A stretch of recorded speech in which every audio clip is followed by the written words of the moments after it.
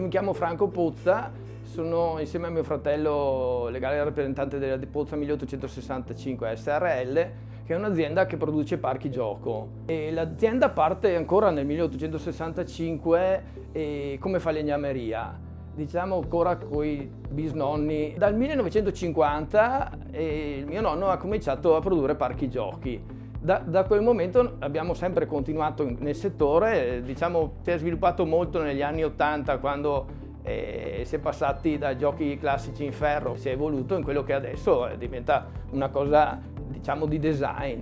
E noi abbiamo la fortuna di avere 4 figli, 2 io e 2 mio fratello in azienda, e quindi siamo veramente contenti. Noi abbiamo tantissimi parchi in Italia e dopo con l'estero si parla di Spagna, si parla di Francia, si parla di Germania e molto Medio Oriente, e parlo di Emirati Arabi, e Abu Dhabi, Dubai e in Arabia Saudita.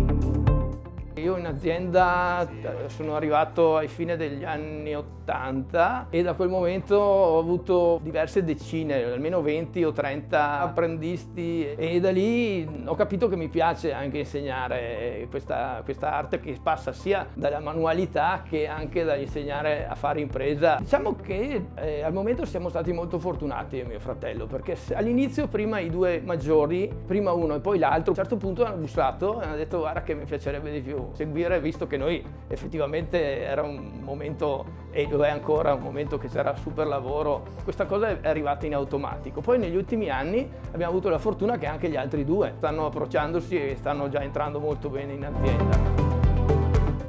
Il Confartigianato io la conosco da quando avevo, non dico i pantaloni corti, ma quasi. E mi sono trovato molto giovane, penso 22-23 anni, presidente dei metalmeccanici della Vallata. Diciamo che ho sempre avuto stima e soprattutto un rapporto molto, molto diretto e anche reciproco, molto, molto positivo. Artigiani sempre sul pezzo.